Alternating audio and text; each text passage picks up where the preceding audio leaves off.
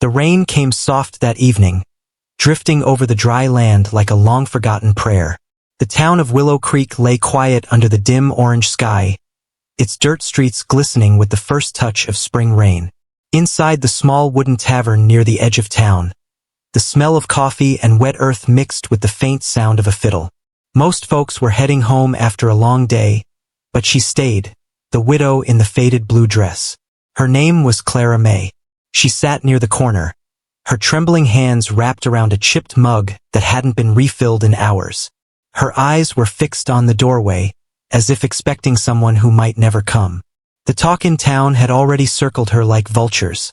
The poor widow who'd lost everything after her husband's death. The one struggling to keep her land from being taken by the greedy banker, Mr. Harlan. No one in Willow Creek had time for a woman without money, and Clara knew that too well. She'd been turned away more times than she could count. From help, from work, from kindness. But tonight, she needed something more than kindness. She needed a miracle, or at least something that looked like one. The door creaked open, letting in a tall stranger. The sound of boots against the wet floor made every head turn. He wasn't one of them. His coat was long, his hat worn from the trail, and his eyes, quiet but sharp, like someone who'd seen more than he cared to tell. He walked with the steady calm of a man who didn't need to prove anything. Clara watched him. Something in her heart moved, not out of attraction but out of instinct. She could tell he wasn't cruel. Maybe that was enough. He sat at the bar, ordered black coffee, and spoke little. The townsfolk gave him the kind of glances reserved for outsiders. That's how Willow Creek was, hard on newcomers, harder on dreamers. Clara stood up slowly. Her hands shook as she walked toward him. Each step felt heavier than the last, as though her courage was wearing thin before she even began. "Excuse me," she said softly. The stranger turned, tipping his hat slightly. "Evenin', ma'am." Her throat felt dry. I know this sounds strange, but could you?" She paused, breath trembling. "Could you pretend to be my husband tonight?" The stranger blinked once, his brow furrowing just a little. "Beg your pardon?" She swallowed hard. "I know it sounds foolish, but Mr. Harlan, the banker, he's comin' by my place tonight. Says he's got papers for me to sign. If I don't, I lose my home. He's been unkind before. Said a woman alone can't hold property. Said if I had a husband, he'd deal different." The stranger studied her face. He could see the desperation she was trying to hide behind shaky dignity. She wasn't begging, not exactly. She was holding herself together by sheer will. "Wah, Clara May. And what makes you think I'd make a believable husband?" A faint, sad smile flickered on her lips. "You look like the kind of man folks don't question." He let out a small exhale, almost a chuckle. "You sure this ain't gonna get me shot?" "Only if Mr. Harlan's pride's bigger than his threats," she whispered. "They are." Clara become. "Hey stud, there." As they stepped into the rain, the soft patter soaked through her dress, but she didn't care. For the first time in months, she wasn't walking home alone. Her cottage was small and worn, with split from years of storms, porch light dim. She apologized for the mess, though it was tidy enough for a woman who'd been doing the work of two. "Hun. Since my husband passed," she said. "The land was his father's before him. Mr. Harlan's been trying to take it since the funeral." He nodded slowly, running his hand along the old mantle. "I'm sorry." She turned. "Or." She repeated it under her breath. It felt steady, kind. They sat for a while, the rain pattering on the roof. Clara reheated coffee, served it in mismatched cups, and told him the plan. "If Harlan asks questions, just keep calm. He's the kind who gets power from seeing fear. Don't give him that." Eli gave a faint smile.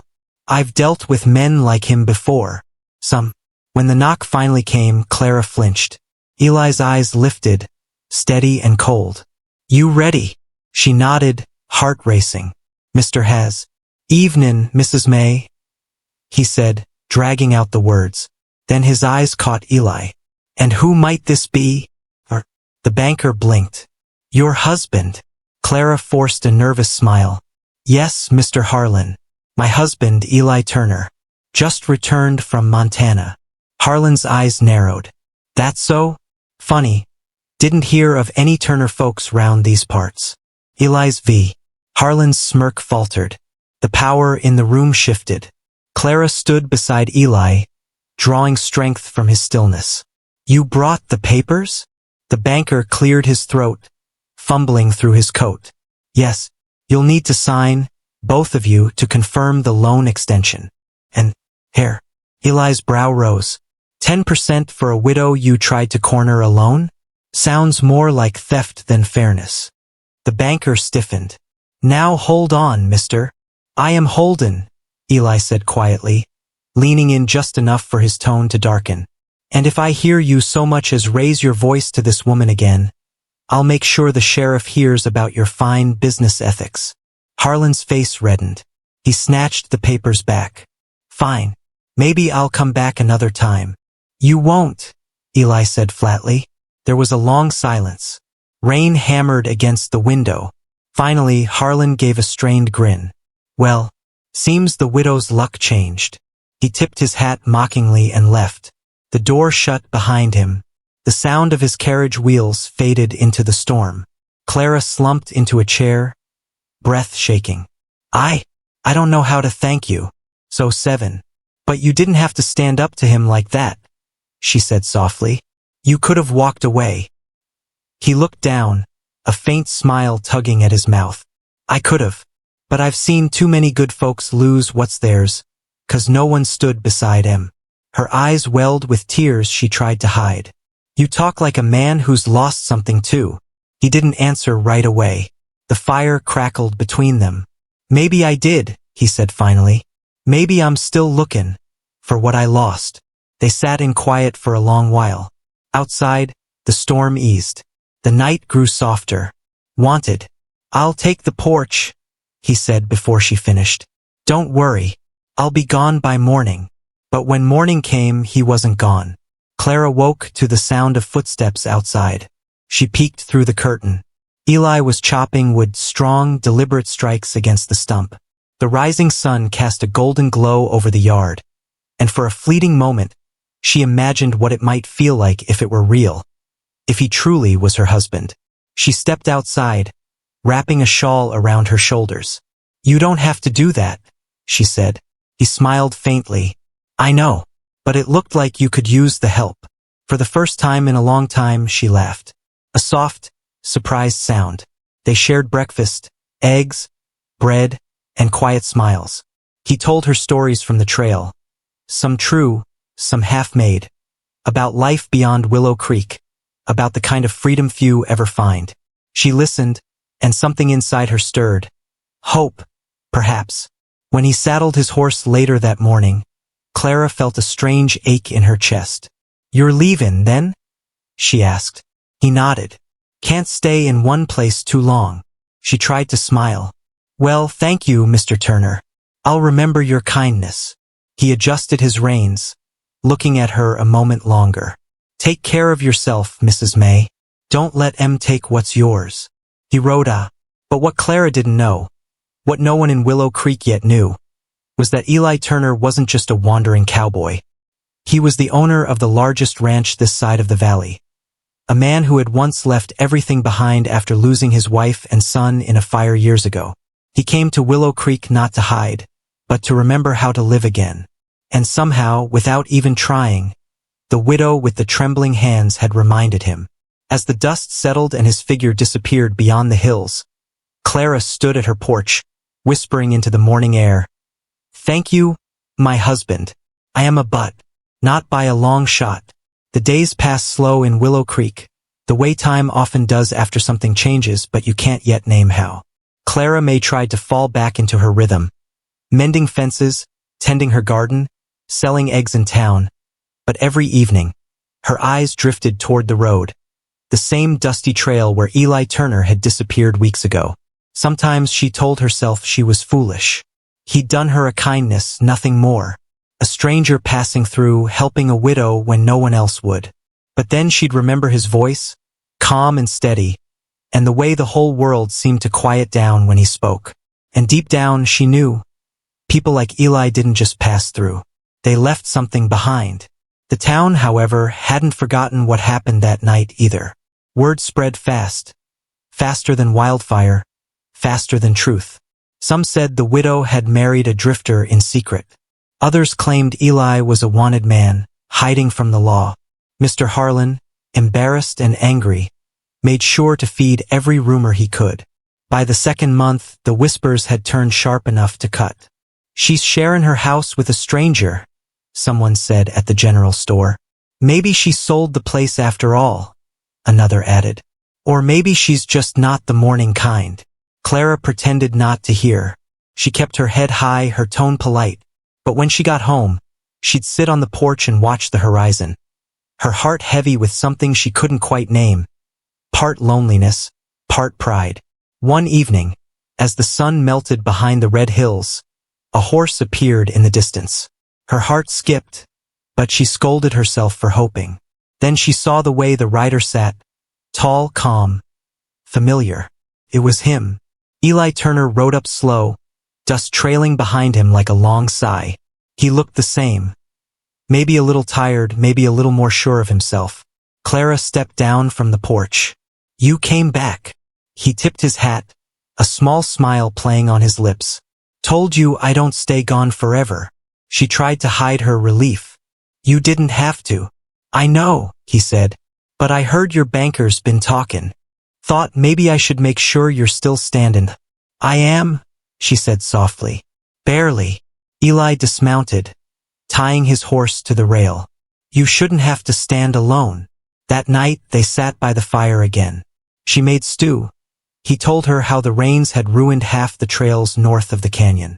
When he spoke, the room felt alive again, like the walls breathed easier with him in it. After supper, he reached into his coat and laid something on the table.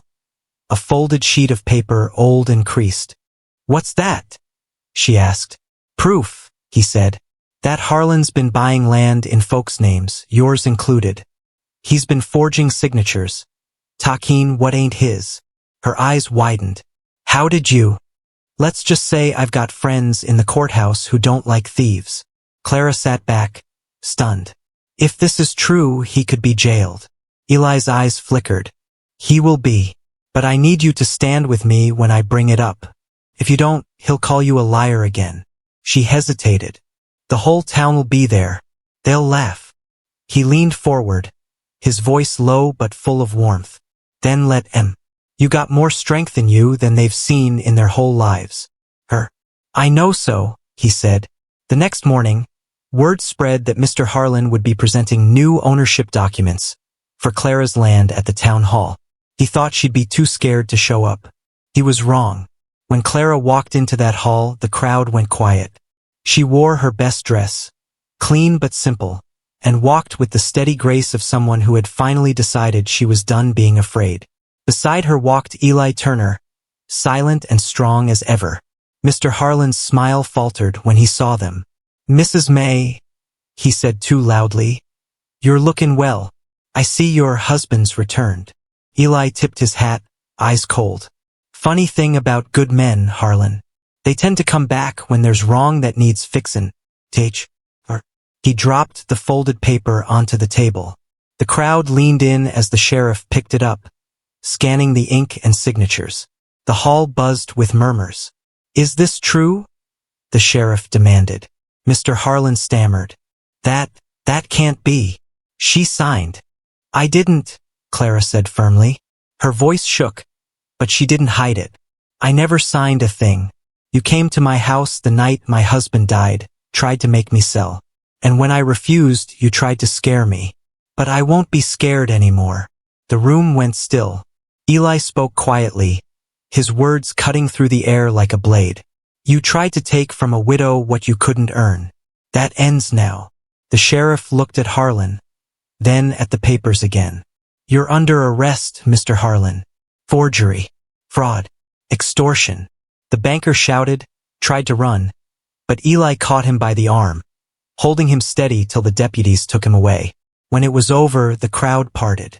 Clara stood there, breathing hard, every nerve alive. The weight she'd carried for so long suddenly lifted. For the first time in years, she felt free. She nodded, voice trembling. No, sir. We did. Outside, the sky was blue and wide. Children ran along the road, dust swirling at their feet. Clara turned to Eli. You didn't have to do all that. He smiled. You. Her heart stuttered. What do you mean? He took off his hat, holding it against his chest.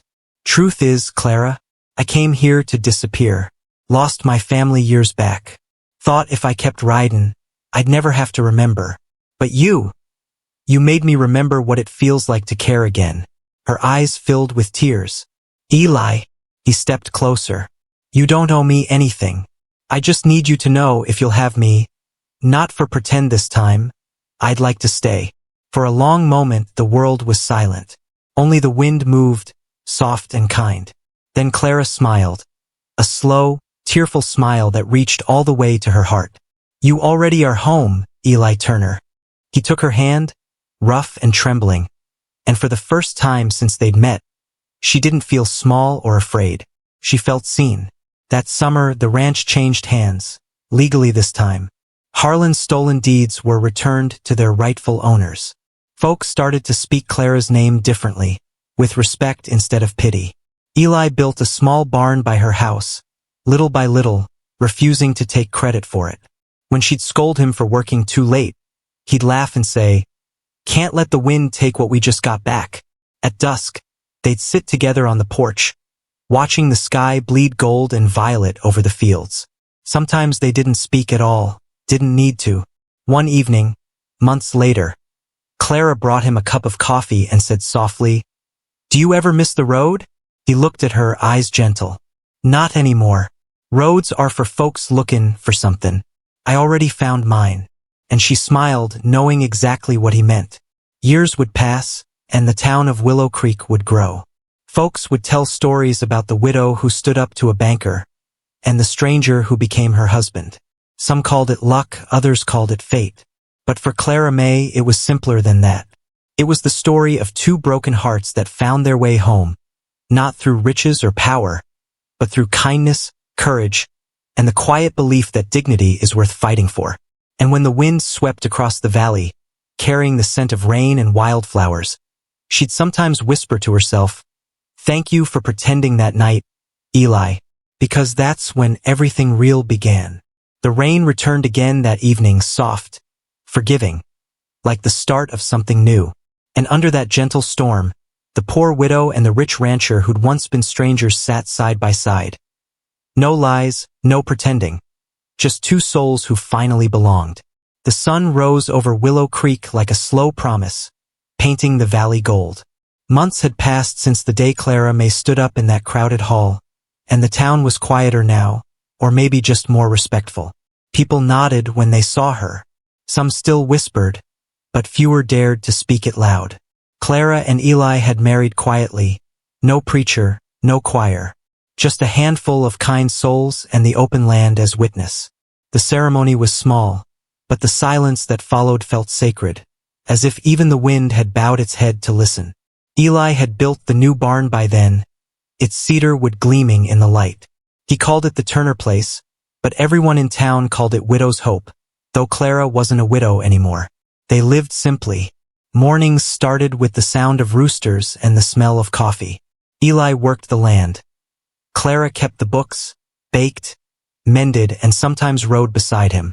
At night, they'd sit on the porch swing, his hand around hers. No words, just peace.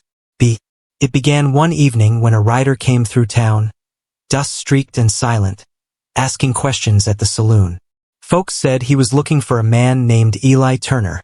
Clara didn't hear it till the next morning, when Tom, the storekeeper, mentioned it over sugar and salt. "Fella rode in from the south," he said. "Said he's huntin' a rancher. Didn't look like law, more like trouble." Clara's hands trembled as she packed her groceries. "Did he say why?" Tom shook his head.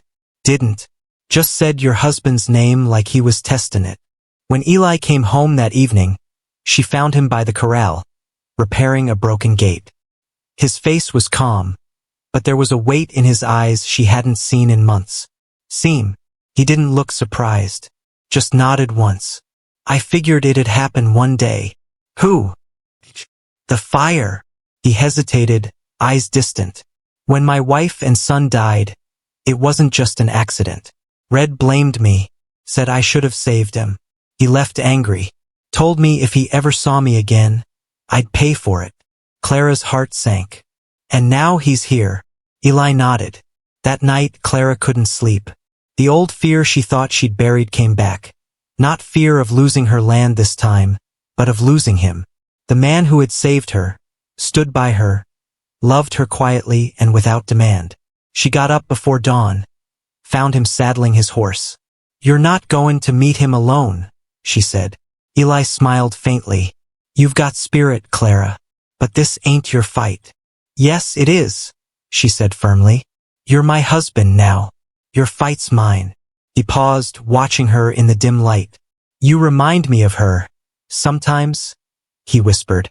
Only stronger. He kissed her forehead, then rode into town. Clara followed half an hour later, her heart pounding with every hoofbeat. When she reached the saloon, the street was empty except for two men standing across from each other. Eli and another man, taller, meaner, with eyes like broken glass. His coat was torn, and the way he stood screamed of bitterness long fed. So it's true, the stranger said. Eli Turner. Livin' like some saint after all the ruin you left. Eli's voice was calm. I didn't start that fire, Clayton. Save the guild. I tried to go back. Too late. Red spat. They were already gone. Clara stepped forward, her voice shaking. That's enough. Oh. Or. Red sneered. Guess you moved on fast. Widow, is she? Clara met his stare, her fear burning into anger. Yes, and I know what loss feels like, Mr. Red. But I also know hate don't bring anyone back. For a moment, the street fell silent. Wind stirred the dust between them. Red's eyes flickered. Pain, confusion, rage. You don't know what it's like to watch everything turn to ash. I do, she said softly. Because that's what my life was before Eli walked into it. Red blinked. The words hit him harder than a bullet.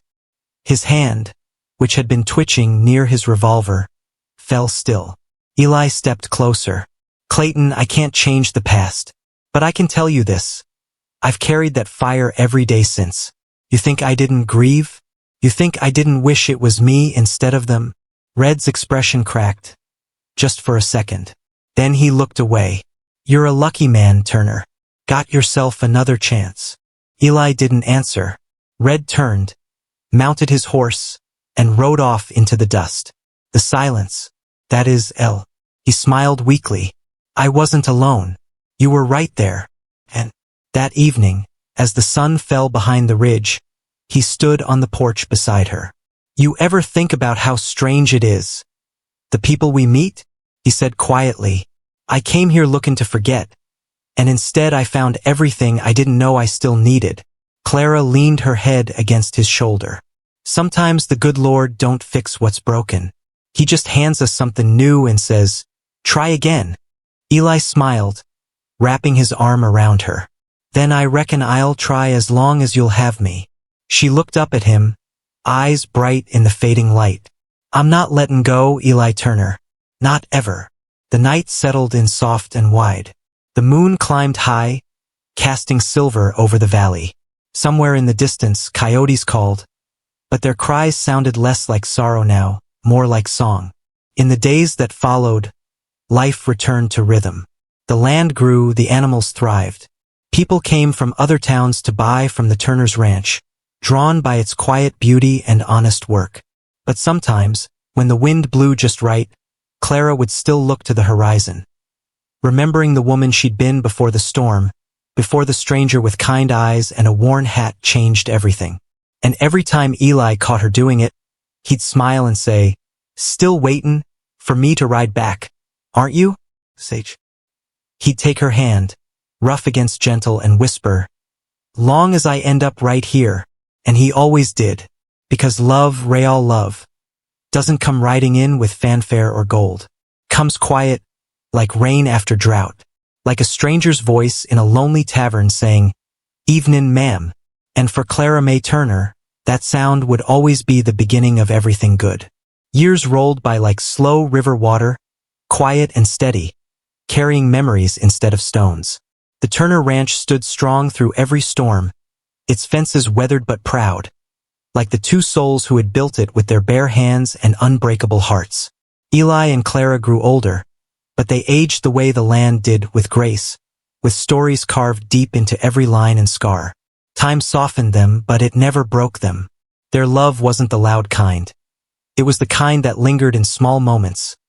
In the way Eli poured her morning coffee before she asked, or the way Clara brushed dust off his hat every time he came in from the fields. Willow Creek had changed too. The saloon had turned into a post office. The dirt roads were lined with shops, and new families had settled near the valley. Folks spoke differently about the Turners now.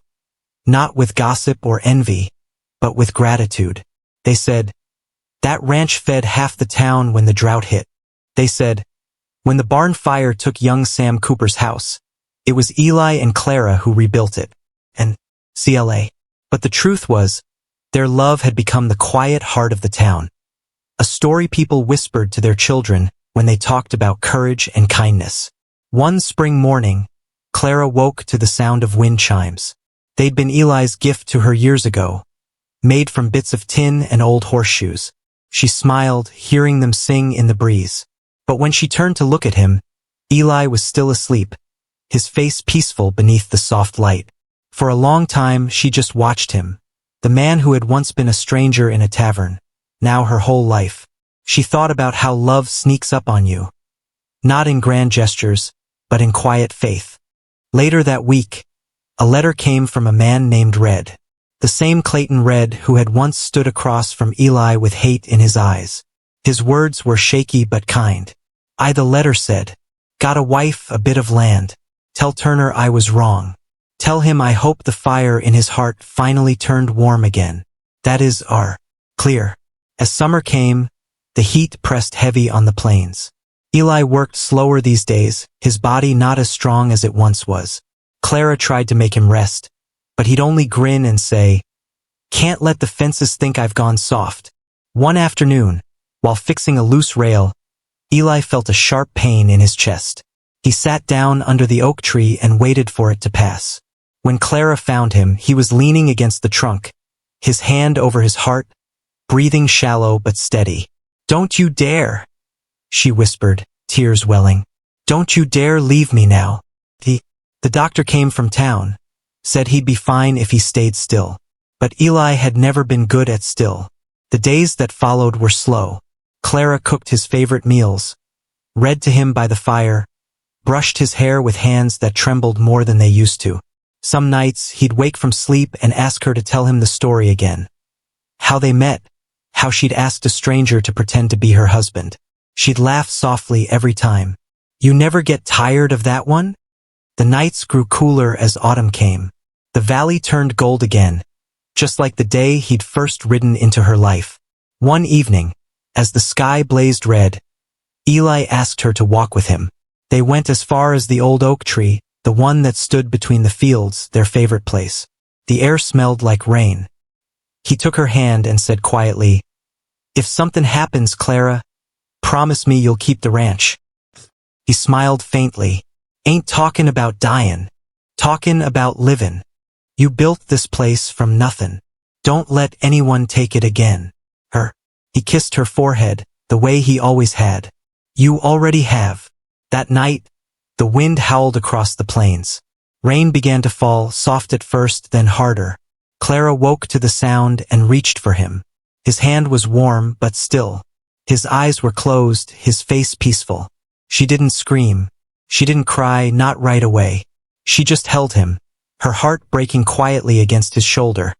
As the rain washed the dust from the windows and the land he loved drank deep, the town buried Eli Turner under that oak tree, the one he'd chosen. Folks came from miles around. Old hands, young farmers, even the sheriff who once doubted them. They all stood silent as the preacher said his words. "When he was the kind of man who made you believe in good again," she said. "Didn't matter where he came from or what he lost. He just kept walking, kept helpin', kept lovin'. And if you ever feel like the world's too cruel or too empty, remember Eli Turner, and remember that kindness still has a place here. For after the service, Clara stayed behind. She laid a single blue flower on his grave, the same color as the dress she'd worn that first night in the tavern. "Thank you," she whispered, "for pretendin', and for stayin'." The years that followed were quieter. Clara kept the ranch just like he asked. She hired young hands, taught them fair pay and honest work. People said she ran it better than most men in the county. She never remarried. She didn't need to. Every evening, she'd walk to the oak tree, sit by his grave, and talk to him about her day. The new calves, the rain, the letters from neighboring towns. She'd laugh sometimes, cry others. One spring, long after her hair had turned silver, a young couple stopped by her gate. They were new to town, the man tall and shy, the woman with eyes full of hope. "Ma'am," the young man said, tipping his hat, "we're lookin' to start a small place of our own. Folks said you might have advice." Clara smiled, the same soft, knowing smile that had once melted a stranger's guard. "Only advice I got," she said, "is work honest, love deep, and don't ever turn away when someone needs help, even if it's just pretend at first." The young woman looked confused. "Pretend," Clara chuckled. "Sometimes pretendin' to care turns into actually carin'. Happened to me once. Changed everything." They left smiling, and Clara watched them ride away. The wind picked up, carrying the scent of rain again. Soft, gentle, familiar. That night, she sat on the porch with a blanket around her shoulders. The moon rose over the hills, bright as a promise. She closed her eyes, and for a moment, she could almost hear him. His voice low, teasing. "Evenin', ma'am." She smiled. "Evenin', Eli." And in that quiet, between earth and sky, between memory and peace, she felt his hand in hers once more. The next morning, when the ranch hands came to check on her, they found her sitting there, still and serene, a small smile on her lips. Years later, when Willow Creek grew into a bigger town, folks built a small wooden sign by the oak tree. It read, travelers passing by often stopped to read it, some wiping tears they couldn't explain. And every spring, when the blue wildflowers bloomed across the valley, it looked like the land itself remembered their story. Two souls who met in the rain and turned pretending into forever. Because in the end, the West wasn't just built by guns and grit. It was built by hearts like theirs, brave, quiet, and unafraid to love. And somewhere, if the wind blows just right through the chimes on that porch, you can still hear it, the soft whisper of a woman saying, "Can you pretend to be my husband tonight?"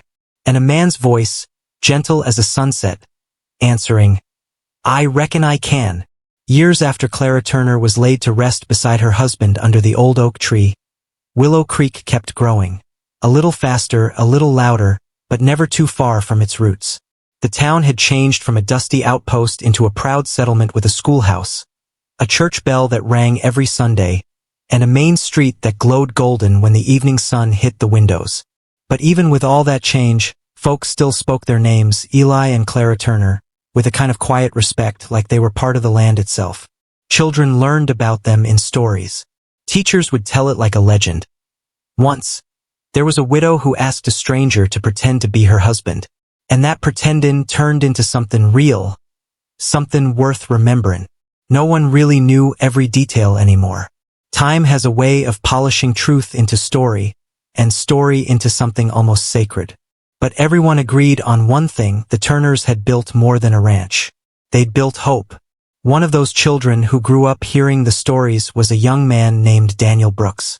His mother had worked on the Turner Ranch years ago, back when she was barely older than a girl. She used to say, "Mrs. Turner was the kind of woman who looked you in the eye and made you feel seen." Danny. When Daniel turned 25, he decided he didn't want to just work someone else's land. He wanted to earn something of his own, something that meant something. So, with all the money he'd saved, he bought a small piece of dry, stubborn earth on the edge of Willow Creek. Land that hadn't grown a decent crop in years. Folks laughed when they heard. That's coyote dirt, one man said. You'll be starvin' by winter. Danny. He named the place Hope Ridge. The fur. Don't reckon you remember me, he'd whisper. But my ma said you gave her a job when she had nothin'. She said you believed in folks. So I'm a skin for a bit of that belief now. And somehow the next day something good would happen. A calf would survive a bad storm, or the soil would finally take the seed. One evening, while he was working the fence line, he noticed a young woman standing near the road, her dress dusty, her boots worn through. She looked lost, not in the kind of way where you don't know where you are, but in the way where you don't know where you belong. Ma'am. She looked up, startled, clutching a small satchel. I'm fine, she said quickly. Just looking for work. Danny. He nodded. But that was how Eliza May came to Hope Ridge. She didn't talk much about her past, and Daniel didn't pry. He just knew she worked hard, didn't complain, and whistled softly when she brushed down the horses. Months passed. The two grew closer, not through words, but through shared silence, the kind that means something. Sometimes, when the sun went down, Daniel would catch her looking at the horizon with a faraway ache in her eyes. One evening, while they sat on the porch drinking coffee from tin cups, she finally spoke. My husband died 2 years ago, she said softly. He wasn't kind. But I stayed 'cause I didn't know how to leave. When he passed, folks said I should be grateful. But grief's strange. Even when you lose something bad, you still feel the emptiness. Daniel nodded slowly. Guess loss don't care much if what you lost was good or bad. It just leaves a hole either way. She looked at him, surprised by the gentleness in his voice. You ever lose someone? He thought of his mother, gone 3 winters back. Yeah, he said. But I reckon they're not really gone if you keep living the way they taught you. After that night, they worked side by side like 2 souls who'd been waiting for the same rhythm. Hope Ridge began to grow, green shoots sprouting where dust had ruled for years. Folks stopped laughing and started asking how he'd done it. Daniel never said much. He just nodded toward the horizon and whispered, Got a little help. By the 2nd year, word spread that Hope Ridge was hiring. People came, drifters, widows, young boys looking for a second chance. Daniel and Eliza took them all in the way the Turners once had.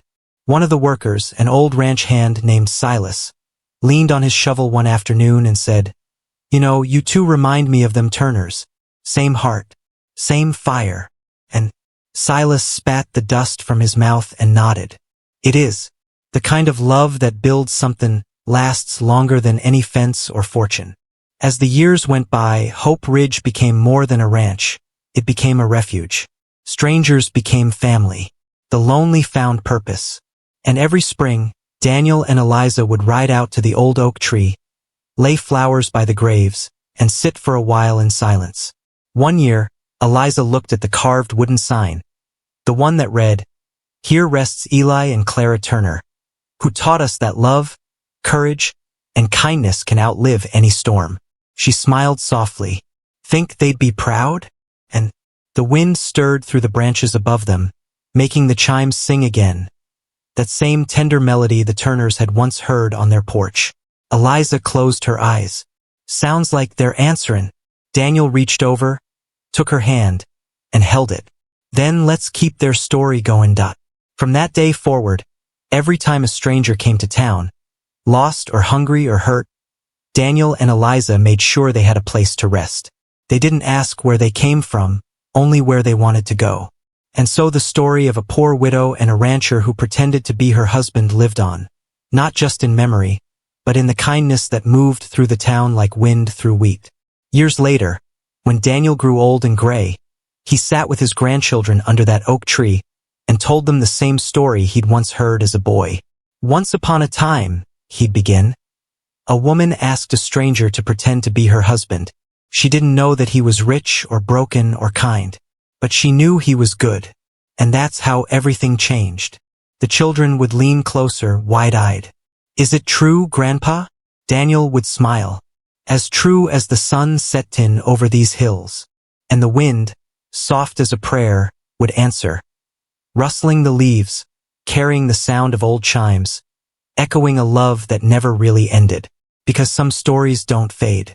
They grow, like roots in the earth, deep and steady. And even when everyone who lived them is gone, the land remembers.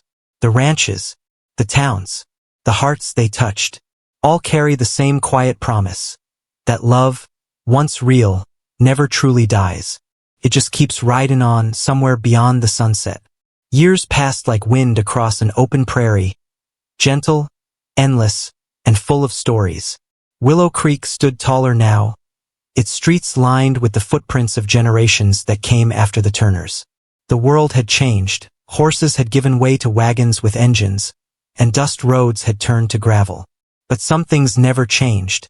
Every morning, the sunlight still broke over the same hills where Eli used to ride. The same oak tree still stood, older but unyielding, guarding the graves that had come to mean something more than just names carved in wood.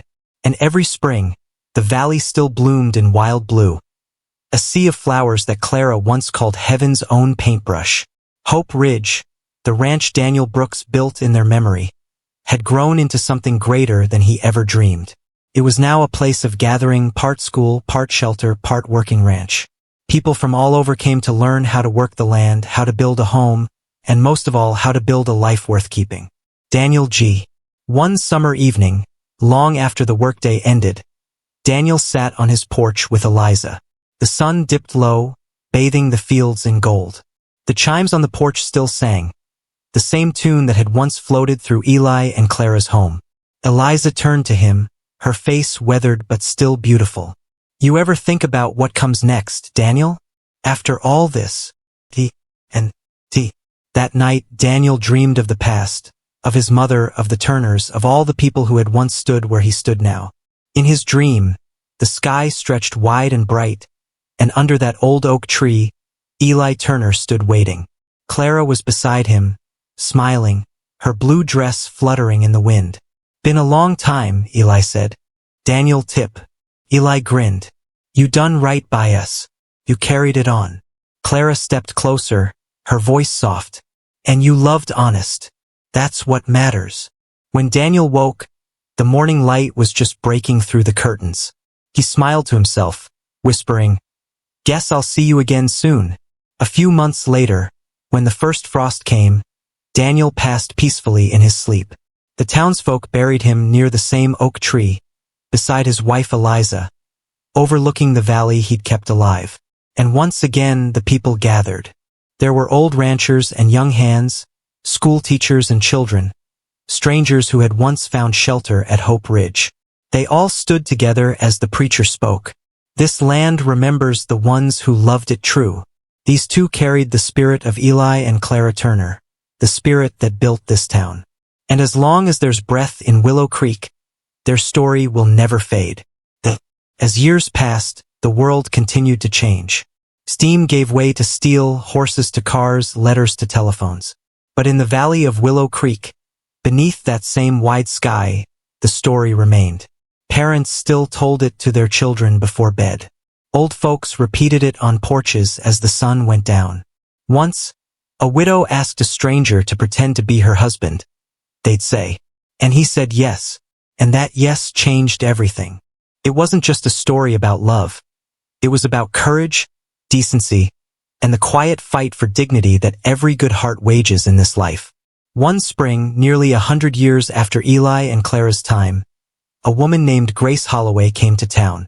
She was a historian from the city, one of those who still believed stories were the soul of a nation. She'd heard whispers about Willow Creek, about a couple whose kindness had changed an entire valley. She walked through the old cemetery, tracing her fingers along the carved names, until she reached the oak tree. There, she found the 3 graves: Eli, Clara, Daniel, and the weathered wooden sign.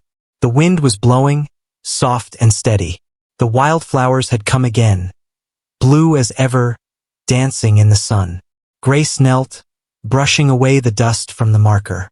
"Can you pretend to be my husband tonight?" she read aloud, the words echoing softly. That's where it began. As she stood there, she felt something. Not fear, not chill, but presence.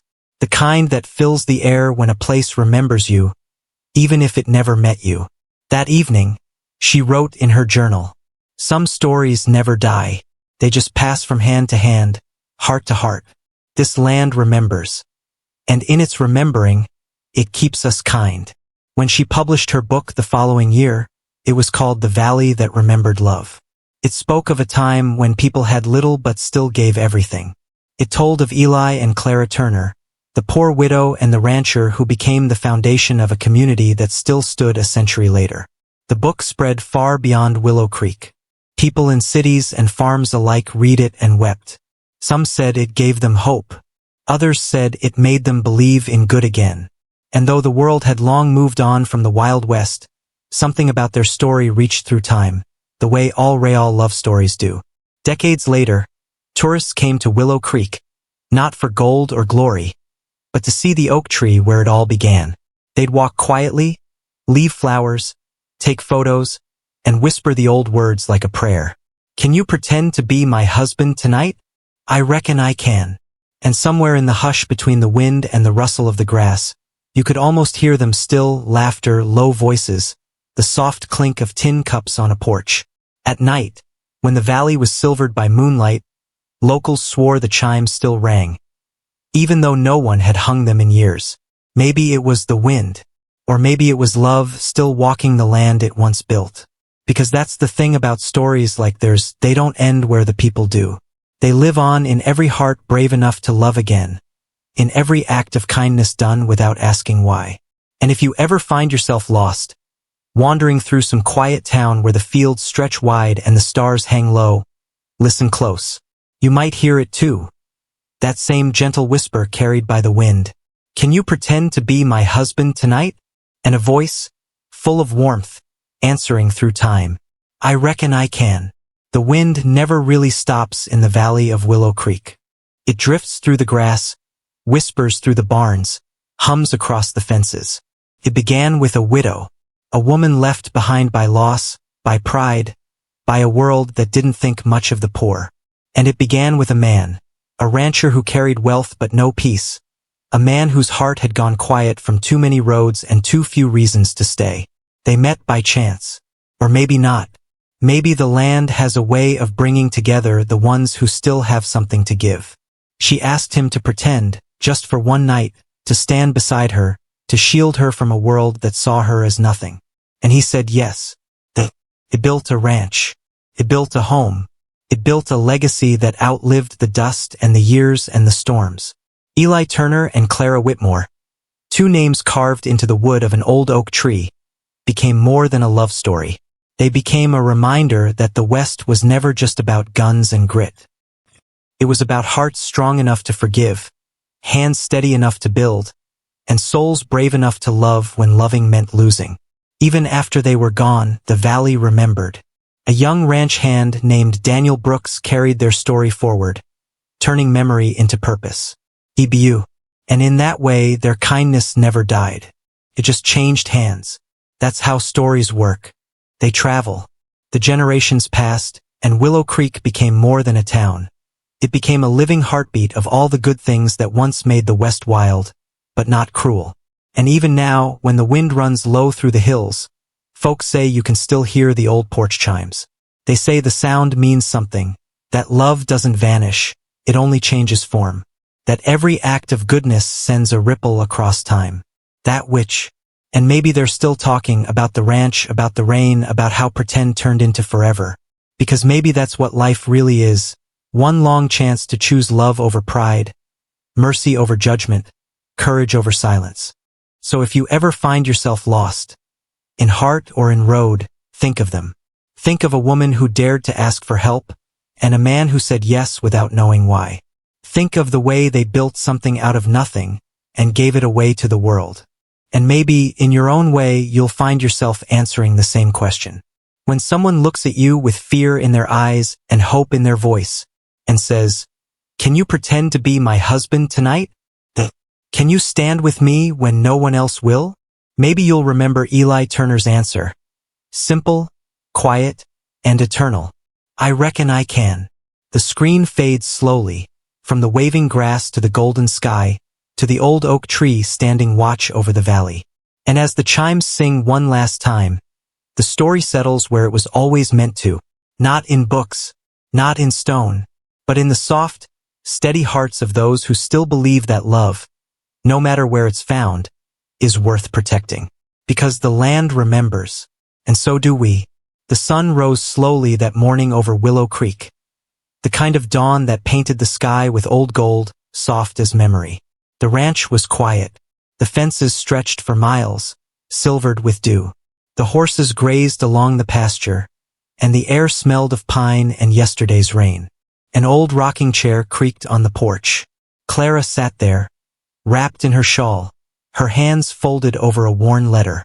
The ink had faded, but the words still lived. She knew them by heart. My dearest Clara, if ever the wind feels colder than it should, remember, you're not alone. You never were. Eli had written that years ago, on a night when the sky was alive with lightning and the sound of thunder rolled like drums from heaven. It was his way of saying goodbye without ever saying the word. He'd been gone for 3 winters now. Laid to rest under the old oak tree he planted himself, back when the world was young and their love still had no name. Ever. One evening, the town gathered by the oak. They called it the Founder's Night. There were candles, songs, and old stories told by the fire. Clara stood before them, frail but proud, her eyes bright with the kind of strength that comes from living through everything. She spoke softly, her voice trembling like wind through grass. Eli and I never planned to build something that would last. We were just trying to do what was right. But sometimes, when you do what's right, it keeps on growing long after you're gone. The crowd fell quiet. The sky turned deep blue, and 1,000 stars came alive above the hills. That night, she returned home alone. She placed Eli's hat on the porch post where it always hung, and for a moment, she thought she saw his shadow leaning by the door. Tall, quiet, gentle as always. The next morning, Daniel found her still on the porch, her hands folded over that same letter. A soft smile rested on her face. The wind had stopped. The world was at peace. They laid her beside Eli, beneath the oak tree, where the roots grew deep and the light fell easy. On the wooden marker, Daniel carved the words she once said by the fire. Years turned to decades. The ranch grew, the town thrived, and the old oak stood watch through storms and seasons. Children played near its roots, and travelers often paused there, not knowing why their hearts felt full. Some said, if you listened close enough, you could hear laughter, soft, familiar, carried on the wind. Maybe it was just the valley breathing, or maybe it was the sound of a promise that never broke. Because the land remembers. It remembers kindness. And it only needs 2 hearts willing to stand beside each other. Even if it began as a simple question whispered in the dark. Can you pretend to be my husband tonight? And somewhere, far beyond the valley, under a sky of endless gold, a voice, warm and steady, still answers. The screen fades to dusk. The sound of wind carries over the grass. A lone bell tolls once, soft and final. And with that, their story settles into legend. Not loud, not grand, but honest, like the land they called home. Because every heart that still believes in mercy and love carries a little of Eli and Clara's world inside it.